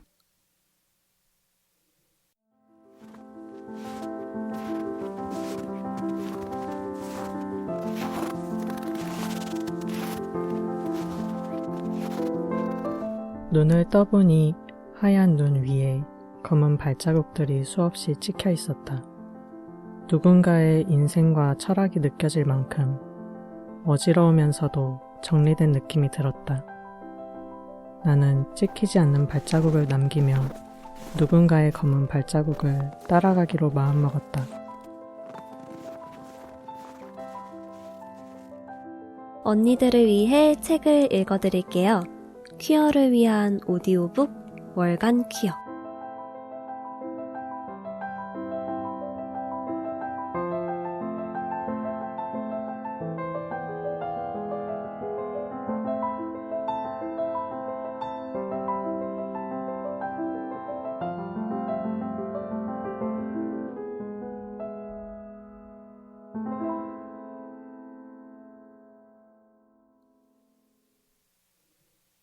5월의 월간 퀴어. 커밍아웃 스토리 중 너도 행복하기를. 성소수자 부모 모임 국화향기 지은. 한티제 편엠. 하나 읽음. 꼬마 시인에서 여중생으로. 글쓰기를 좋아한 아이는 시를 써서 나에게 선물하곤 했다. 초등학교 2학년 때 어버이날을 축하한다며 건넨 시는 지금도 내 마음을 따뜻하게 해준다. 나는 아이의 시와 그림들을 코팅해서 소중히 간직하고 있다. 아이의 일기장 또한 우리 집의 역사이자 보물이다. 글을 읽노라면 그때의 추억이 눈앞에 펼쳐지면서 미소가 저절로 지어진다. 그렇게 우리 부부를 행복하게 했던 아이. 중학생이 된 아이는 배우 크리스 콜퍼를 오빠라고 부르면서 무척 좋아했다. 미국 드라마 글리에서 콜퍼가 부른 노래도 열심히 외웠다. 크리스 콜퍼는 극중 동성애자 역할이었고 실제로도 게이라고 했지만 그러려니 했다. 아이는 글리 티셔츠를 구매하고 나중에는 크리스 콜퍼가 쓴 소설책을 해외 직구로 구해 읽기도 했다. 그리고 그 영향인지 청소년 문화의 집에서 운영하는 뮤지컬 클래스에 들어가 뮤지컬 공연에도 참여하고 뮤지컬 위키드 내한 공연을 보기 위해 5개월 동안 전곡을 외워 티켓 선물을 받아내기도 했다. 그때까지도 난 딸아이의 영어 공부 방법을 지지하면서 자랑스럽게 여겼을 뿐 아이가 크리스 콜퍼와 동질감을 느끼고 있으리라고는 상상하지 못했다. 학교에서 나와 적응하기까지. 자라면서 활달했던 성격과 달리 아이는 학교 생활에 불만을 토로하며 자퇴하고 싶어 했고 그 과정에서 우리 가족은 많이 다투고 상처를 주고받는 일이 일상화되었다. 우리 부부는 낮과 밤이 바뀐 딸에게 생활 습관을 바꿀 것만 강요했을 뿐 아이가 어떤 혼란 속에 있는지는 알지 못했다. 아이는 학교를 벗어난 뒤에도 죽고 싶다는 말을 자주 꺼냈다. 나는 겁이 나서 아이를 자극하지 않으려 했고 남편은 모범생을 바라던 평범한 일상이 사라진 것에 분노하고 슬퍼했다. 나는 왜 나에게 이런 일이 일어났을까 억울하고 분했고 딸을 괴롭힌 아이들에게 복수하고 싶다는 생각으로 가득 차 있었다. 행동으로 옮길 수는 없었지만 마음속의 폭풍 때문에 내 일생 중 가장 큰 고통의 시간이었다. 나와 아이는 그 시기를 무작정 견뎠다. 몇 달이 지난 후 아이는 자신에게 닥친 변화를 받아들이는 것 같았다. 도시형 대안학교에 등록하고 심리치료 위주의 다양한 수업을 받았다. 한지공예와 도자기공예, 원예 수업, 바리스타 교육, 역사 수업과 글쓰기 수업은 아이의 안정에 도움이 되었다. 다행히 남편의 권유로 시작한 중국어 공부에 흥미를 느끼며 아이는 밤 시간을 그렇게 채워나갔다. 중국어 공부를 시작한 지 채 1년이 되지 않았을 때 아이는 중국 언어연수 장학생 선발에 도전해보겠다고 했다. 열심히 공부하더니 중졸, 고졸 검정고시를 우수한 성적으로 합격해서 장학생 선발 기준도 충족시켰다. 그리고 중국어 어학시험도 좋은 점수로 통과했다. 2014년 8월 만 17살인 딸아이는 1년 장학생에 선발되어 중국 후난성 창사로 떠나게 됐다. 우리 가족은 함께 출발하여 기숙사를 돌아보고 여행도 같이 하였다. 겨울방학 때에는 딸아이가 통역을 하면서 친정 부모님을 모시고 9박 10일 동안 여행을 했는데 얼마나 대견했던지 가슴이 벅찼다. 난 새로운 곳에서 아이가 자기의 장점을 발견하면서 자유롭게 지내고 있을 것이라 여겼다. 이제는 아픔을 이겨내고 새롭게 시작할 수 있는 힘이 생겼다고 장담했다. 그리고 언어 연수 기간이 끝날 무렵 베이징에 있는 대학에 입학이 확정된 후 아이는 여름방학을 맞아서 집에 돌아왔다. 서랍 안에 넣어둔 편지.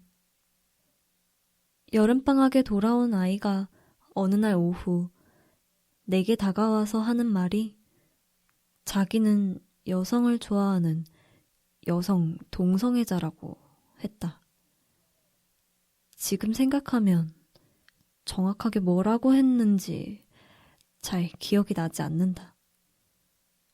처음 그 이야기를 듣고 그냥 그래, 알았어 하고 대답한 것 같다. 그렇게 갑자기 커밍아웃을 하고 난 아이는 그 옛날 어린 시절처럼 손으로 정성껏 쓴 편지를 내게 주었다. 사랑하는 엄마께. 엄마, 한국에 온 지 5일째. 엄마 아빠 얼굴 보고 변하지 않은 게 더 많은 우리 집과 광주의 모습을 보고 정말 좋아요. 난 역시 우리 집 딸이구나. 광주 사람임을 언제 어디서나 느낄 수 있으니까요. 저번 일요일 제가 엄마께 커밍아웃 했죠. 완전 떨렸어요. 계속 내가 말하면서도 속으로 드디어 세상에 지금 내가 내 입으로 말하고 있어 생각했다니까요. 엄마도 담담한 척했지만 깜짝 놀랐죠? 사실 엄마한테 정말 말하고 싶어서 토요일부터 준비를 했어요. 근데 입이 안 떨어지는 거예요. 엄마가 날 싫어하면 어쩌나. 중국에 다시 못 가게 하면 어쩌나. 설마 정신병원에 보내지는 않겠지? 기도원에서 계속 기도만 시키는 건 아닐까? 그래도 말하지 않는 건 엄청나게 괴로웠어요. 엄마, 난 4년간 하루도 잊을 수 없는 비밀을 안고 왔어요. 잠도 잘 못 자고 밝혀질까 두려워서 벌벌 떨었어요. 내가 여자를 좋아한다는 게 알려지면 나의 다른 수많은 장단점, 개성, 특성은 사라지고 동성애자라는 낙인만 남을 것 같았거든요. 내 편이 아무도 없을 것 같았어요. 그 중에서도 엄마 아빠가 등을 돌린다면 하는 상상이 가장 무서웠어요. 그래서 인터넷 검색도 해보고 조언도 들어보았죠. 그래서 밤에는 항상 나에게 나는 정상이야. 동성을 좋아해. 나는 행복해. 라고 중얼거렸어요. 그리고 아침에는 내가 동성애자인 걸 자책하고 아닌 척했죠. 그 순간순간이 너무 괴롭고 지겹고 그래서 지쳐갔어요. 차라리 동성애자들이 눈으로 보이는 표식이라도 있었으면 했어요. 배척을 받더라도 그래야만 다른 사람들이 주위에 동성애자들이 이렇게 많고 다양하고 결국 같은 존재라는 걸 체감할 테니까요. 엄마, 난 변하지 않았어요. 난 여전히 엄마에게 어리광 부리고 말 많고 예술적 기질이 다분한 딸이에요. 엄마도 젊고 개방적이고 낭만적인 우리 엄마죠. 그게 중요해요. 엄마, 내가 커밍아웃한 이유는 엄마를 사랑하기 때문이에요. 무슨 고민이나 문제가 있을 때마다 엄마는 내 말에 귀를 기울여주고 해답을 찾아주었는데, 이 경우에는 혼자서 너무 힘들었어요. 더 이상 엄마가 날 싫어하게 될 것이라는 시뮬레이션을 돌리고 싶지 않았거든요. 또 만약에 내가 사고로 죽거나 해서 엄마에게 말하지 못하고 죽는다거나 죽기 일보 직전에 말한다면 내가 지금껏 고민한 시간들이 너무 아깝고 후회될 것 같았어요. 엄마가 사랑하는 딸의 진짜 모습도 모르고 내가 떠난다면 엄마한테 미안할 것 같아요. 엄마가 받아들이기 어려울 것이란 걸 잘 알아요. 엄마, 이건 누구의 잘못도 아니고 부끄러운 일도 아니에요. 나는 행복해요. 진짜로요. 엄마한테 커밍아웃한 뒤로는 밤에 잠도 잘 자고 걱정도 안 해요. 꼭 해방된 느낌이에요. 이래서 커밍아웃한 사람들이 왜 추천하는지 알겠어요. 엄마, 상상할 수 있겠어요? 꼭 감옥에서 풀려난 느낌이에요. 자유를 찾은 느낌? 방방 날아다니는 것 같아요. 엄마, 내가 다 인정하고 커밍아웃 하기까지 4년이 걸렸잖아요. 그래서 엄마가 바로 잘 받아들일 수 있을 것이라고는 생각하지 않아요. 그러니까 저랑 행동하는 성소수자 인권연대에서 매달 열리는 성소수자 부모 모임에 같이 가요. 8월 달에도 열릴 거예요. 거기서 이야기하고 듣고요. 아, 엄마.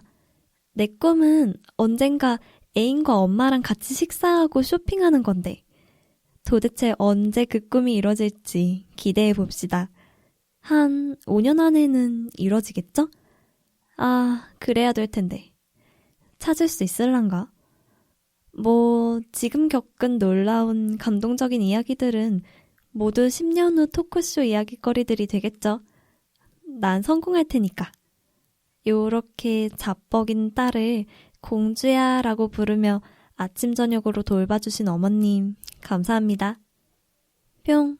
그럼 집에서 봐요. 2015년 7월 15일 사랑하는 딸 올림. 평소에도 감수성이 풍부하고 특별한 아이라고 생각했지만 아이의 고백은 커다란 충격으로 다가왔다. 나는 편지를 서랍 안에 넣어두고 한동안 다시 꺼내 읽으려 하지 않았다. 혼란스러웠다. 내 안의 감정들을 잠시 무시하면서 그대로 내버려두고 싶었다.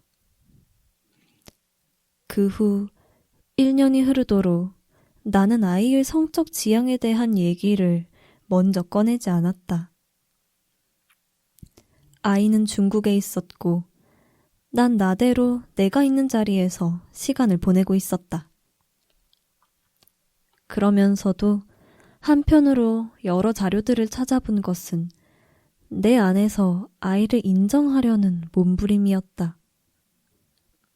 나는 깊은 소외감에 빠졌다. 남편이 아이를 어떻게 대할지 두려웠으므로 가장 가까운 사람이라고 여겼던 남편에게도 말하지 못했다. 세상에서 나를 이해해 줄 사람이 있을까? 내 고통을 누구에게 말할 수 있을까? 아픔을 기도로만 사귀면서 견디고 있었다. 인터넷에서 성소수자를 비난하는 글이 아닌 옹호하는 글을 찾아보면서 개념을 정리하려고 하다가도 감정이 북받치면 한 달 이상 생각을 하지 않으려고 외면했다. 내 아이는 혼자가 아니구나. 어느 날 내 머리를 꽝 때리는 깨달음이 왔다. 내가 이 세상에서 가장 힘든 사람처럼 자기 연민에 빠져 있을 때 내 아이는 몇 년 동안 이런 감정으로 지냈겠구나 하는 생각이 문득 들었다. 자신을 받아들이고 싶지만 부정해야 할 때 얼마나 마음의 갈등이 심했을까. 자기 편이 없다는 불안함과 외로움이 얼마나 컸을까. 14살에 이런 불안을 혼자 감당했을 아이가 떠올랐다. 중학교를 자퇴한 아이에게 실망하고 혼내다가도 죽고 싶다는 아이를 달래가면서 혹시 아이가 죽을까봐, 그 죽음으로 인해 내 인생이 불행해질까봐 아이를 위한 최선의 길을 찾는다고 했지만 아이의 가장 큰 고뇌는 전혀 모르고 있었던 것이다. 홀로 지금껏 버틴 아이를 응원하지 못하고 지난 1년 동안 외면했던 내 진짜 모습을 마주했다. 세상에서 날 이해해줄 사람이 없다고 느끼는 그 외로움이 얼마나 컸을까? 정말이지 죽고 싶다던 아이의 절규가 느껴져 가슴이 너무나 아팠다. 그 후 아이의 권유로 서울에 있다는 성소수자 부모 모임에 함께 참석하기로 약속을 했다. 그리고 남편에게 서울에 다녀오겠다고 말하면서 그만 눈물을 쏟고 말았다. 놀란 남편은 그 순간 갖가지 상상을 다 했단다. 딸아이가 임신 중절 수술을 하러 가는 최악의 상황을 각오하면서 나를 달랬다고 한다. 나는 딸아이가 동성애자임을 눈물로 고백했다. 내 방황 꼬박 1년 만에 남편에게 고백한 것이다. 남편의 반응은 의외로 놀라웠다. 우리나라의 사회의식이 더딜 뿐이지 역사적으로 보면 사랑의 형태 중 동성애는 늘 존재해왔는데 그게 아이의 건강을 해치는 것보다 더 나쁜 상황은 아니라고 말하는 것이 아닌가. 보수적일 줄 알았던 남편의 대답은 명쾌했다. 부모 모임에 참석한 첫날부터 선입견이 깨지고 세상을 보는 눈이 넓어졌음을 실감했다. 환한 얼굴로 맞이하는 부모님들의 모습에 자신감을 얻었다. 내 아이는 혼자가 아니구나. 이 공간에서 자연스럽게 자신을 드러내는 당사자들을 접하고 안도감을 느꼈다. 내가 숨쉬는 바로 여기에 다양한 성적 지향과 정체성을 가진 사람들이 이미 살고 있는데 내가 무관심했고 무지했던 것이다. 내가 행복할 권리가 있는 것처럼 이들도 차별받지 않고 행복한 권리가 있음을 깨달았다. 아이가 행복하게 살 수 있는 세상. 그동안 장애인 생활시설과 노인 요양시설 방문 봉사, 새터민 청소년 멘토링 활동을 해온 나에게 새로운 관심 영역이 추가되었다. 성소수자의 인권을 위해 조금이나마 힘을 보태겠다는 다짐을 하였다. 또 성소수자는 도깨비처럼 갑자기 나타난 존재가 아니라 바로 우리 곁에 살고 있는 평범한 누군가의 자녀라는 것을 알리고 싶었다. 모르는 타인은 쉽게 공격할 수 있어도 가까이 있는 사람이라면 이해할 수 있는 계기가 되고 공부할 기회를 줄 거라 믿었다. 나는 우리 교회의 담임 목사님께 성소수자 부모 모임에 대해 소개하고 성소수자에 대한 여러 가지 자료를 드렸다. 힘내시라는 목사님의 격려를 받으며 언젠가는 교회 안에서 이런 문제가 공론화되기를 기대하게 되었다. 지난해 말에는 용기를 내서 부목사님께도 몇 권의 책을 드렸더니 이미 몇 해 전부터 청소년부와 청년부에서는 젠더 교육을 하고 있다고 말씀해 주셨다. 감사하고 감격스러웠다. 그 후 같은 사무실에서 일하는 친한 동료들과 초등학교 동창들에게도 내 아이의 성적 지향을 알렸다. 처음엔 놀라는 눈치였지만 대부분 긍정적인 반응을 보여주었다.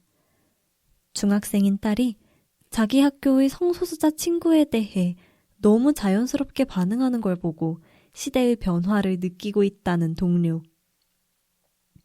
지금껏 인생을 살다 보니까 자신이 알던 것보다 모르는 것이 더 많다는 사실을 깨닫게 된다는 친구. 그들의 이야기가 고맙고 나에게 희망을 갖게 만들었다. 2017년 여름은 나를 흥분시킨 계절이었다. 대구와 서울, 부산의 퀴어 문화축제에 참여하고 퍼레이드도 함께했다. 한꺼번에 수천 명의 사람들과 같은 장소에 함께하고 있다는 것은 정말 짜릿했다. 남편과 나는 퍼레이드 도중 나 여기 있어요 라고 쓴 피켓을 들고 있는 청년을 바라보았다. 자신의 존재를 이날만큼은 온전히 드러내고 싶은 마음이 느껴졌다.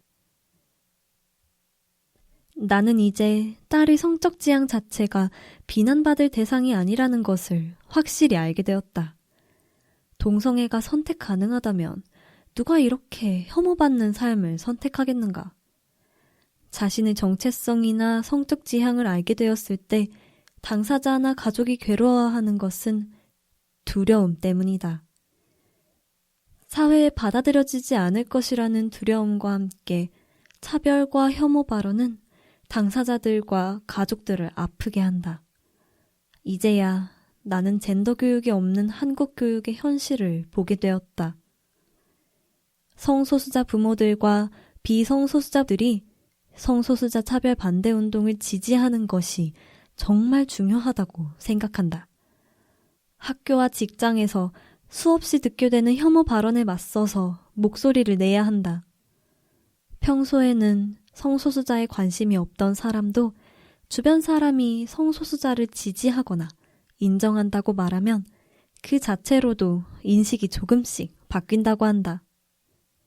신분제 폐지, 어린이 노동 금지, 인종차별 반대, 여성 참정권 운동, 장애인 차별 반대 등 수많은 인류의 투쟁을 기억한다. 당시에는 사회의 혼란을 야기하고 불편하게 만드는 사람들로 비쳤지만 차별받는 당사자와 지지자들의 연대로 인류는 한 발짝 나아갈 수 있었다. 이제 성소수자 차별 반대 운동이 다음 차례라고 생각한다. 함께하는 이웃들의 목소리가 더 많이 모이기를.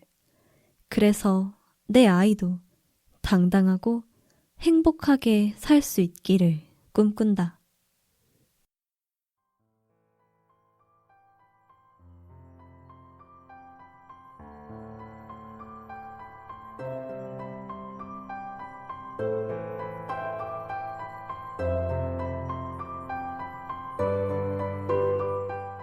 오늘도 내일도 지루하게 반복되는 일상들. 바쁘고 치열하게 돌아가는 하루 속에서 누구에게도 말하지 못한 나만의 이야기가 있나요? 언니들의 지치고 힘든 마음을 치유하는 수호천사가 되어드릴게요. Dear My Diary.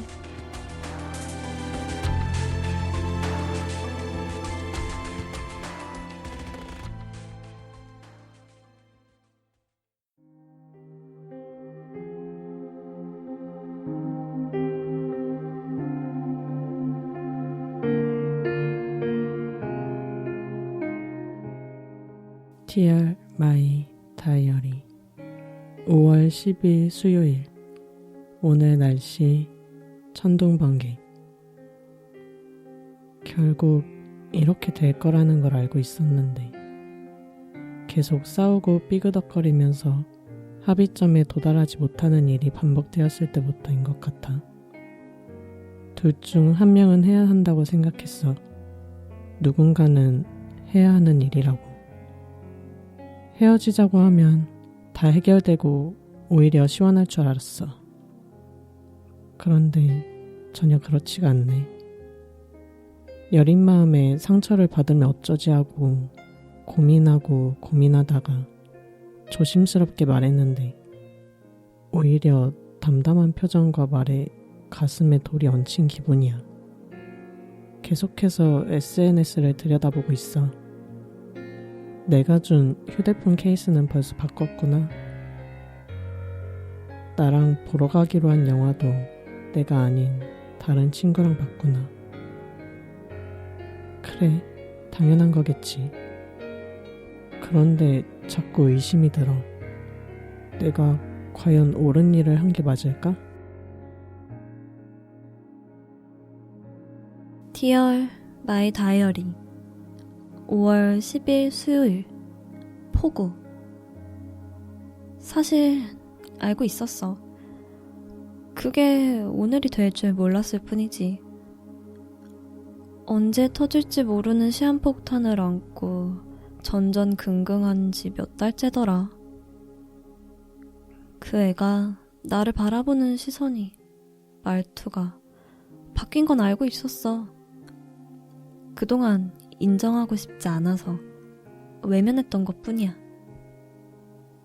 슬픈 표정으로 나를 바라보면서 입을 여는 순간 알아차렸어. 오늘이 그날이구나.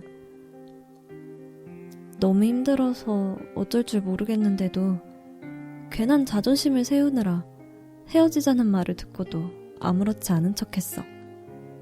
사실은 전혀 아닌데. 집에 돌아오자마자 프사를 내렸어. 일부러 괜찮아 보이려고. 너 하나 없어도 나는 잘 지낼 수 있다고 과시하고 싶어서 친구랑 찍었던 사진으로 바꿨어. 그런데 너는 네가 헤어지자고 말해놓고 왜 후회하는 사람처럼 프사를 바꾼 거야? 서로 아직 사랑하는데 우리는 왜 헤어져야 했던 거야?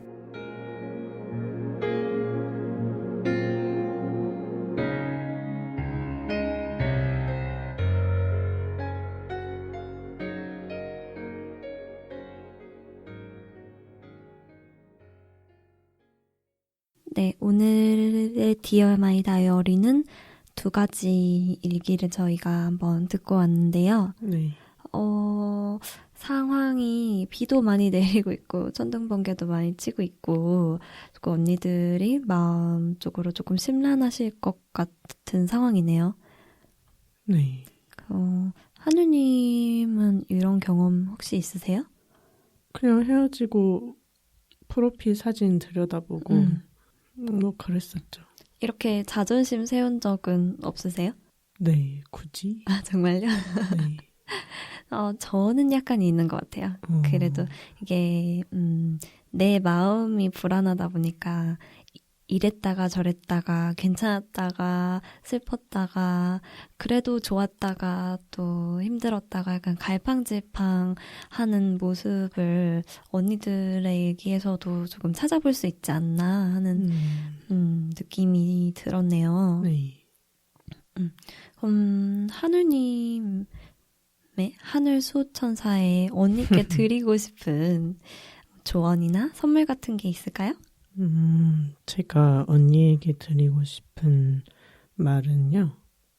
이건 제 경험이지만 헤어진 연인과의 기억이 담긴, 추억이 담긴 그런 물건들을 저는 최대한 빨리 치우는 게 저는 있는데 굉장히 도움이 많이 됐었어요. 그럼 내 눈앞에서 치우는 거예요? 아니면 싹 다 버리라는?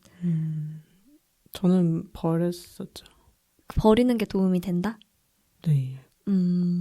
제가 첫 연애했을 때 헤어지고 나서도 막 편지 같은 거를 굉장히 오랫동안 보관을 했었거든요. 그러다 보니까 막 들여다보게 되고 오히려 있는데 좀 오래 걸렸던 것 같아요. 그럴 수 있을 것 같아요. 저도 하늘님이랑 비슷하게 만약에 여기서는 저는 두 가지 길로 언니들께 설명을 드리고 싶은데 만약에 정말 이렇게 하다가 이게 정말 마지막 날이 될 수도 있는 거잖아요. 네. 마지막 날이 된다면 그 물건들을 사실 당장 버리는 거는 저로서는 쉽지 않은 것 같아요. 그렇죠. 그래서 언니들의 수호천사 하나가 드리고 싶은 조금 다른 이야기는 물건을 버릴 수 있는 건 버리면서 이렇게 정리를 하다 보면 바로 버릴 수 있는 물건이 있는가 하면 정말 지금 당장은 못 버리는 물건들도 분명히 있을 것 같거든요. 그런 물건들을 저는 친구한테 맡겼어요.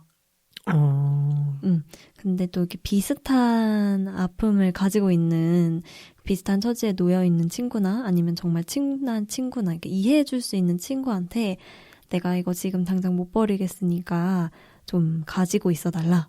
이렇게 얘기를 한 적이 있거든요.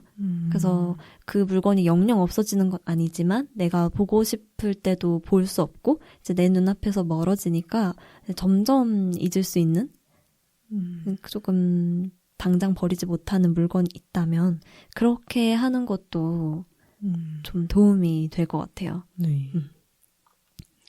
또 하나의 언니께 드리고 싶은 선물은 이제 이렇게 상황이 흘러갔지만 사실 사람 일은 어떻게 되는 건지 모르는 거잖아요.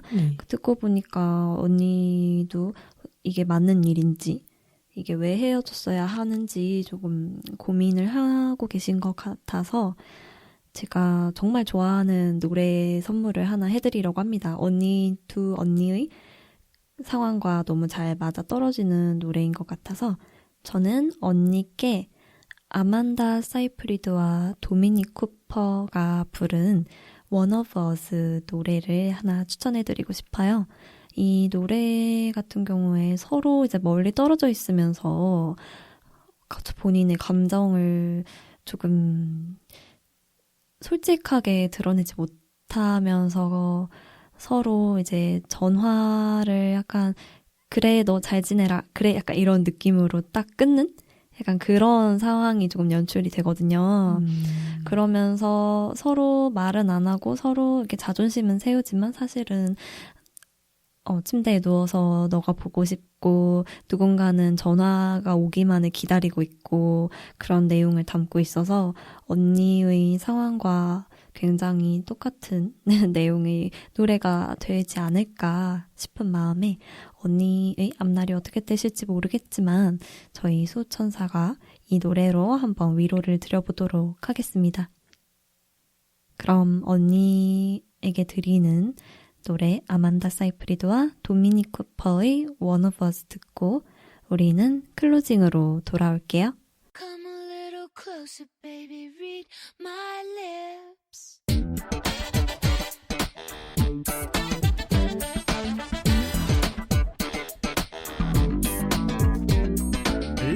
하늘님, 네. 하늘님, 그거 아세요? 뭘요? 우리 벌써 방송 끝날 시간이래요. 근데 이거 지난달에도 똑같이 했던 것 같은데. 아니, 그러니까요. 네. 이번 달도 이렇게 그냥 막 클로징 해버리면 5월이 그냥 지나가는 거잖아요. 저희는 한 달에 한 번이니까 방송이. 아니 그러면 또 다음 달 오프닝 때 하늘님 그거 아세요? 올해도 절반이 지나갔대요. 이거는 뭐예요? 하고 있을 거라고요. 예, 어쩌겠어요. 저는 반대예요. 어떡해. 아니 이렇게 보낼 수 없어요. 하나님, 어쩔 수 없어요. 받아들이세요. 안 돼요. 저는 그럴 순 없어요. 오늘 방송 재밌게 들으셨다면, 언니들의 이야기를 들려주고 싶다면 언니들의 사연과 방송 후기를 저희에게 꼭 들려주세요. 언니들 정말 속절없이 흘러가는 시간들이 너무너무 아쉽지만 오늘 2주차 엘플릭스의 방송은 아쉽게도 여기까지네요. 우리 다음 달에 또 봐요. 언니들 잘 자요. 굿나잇. De vapeur au ciel de toutes les couleurs. Ton soleil réchauffe mon cœur. 엘양장점 엘양장점 엘양장점으로 오세요. 레즈비언 언니들의 이야기를 전해주는 엘양장점 엘양장점 엘양장점으로 오세요.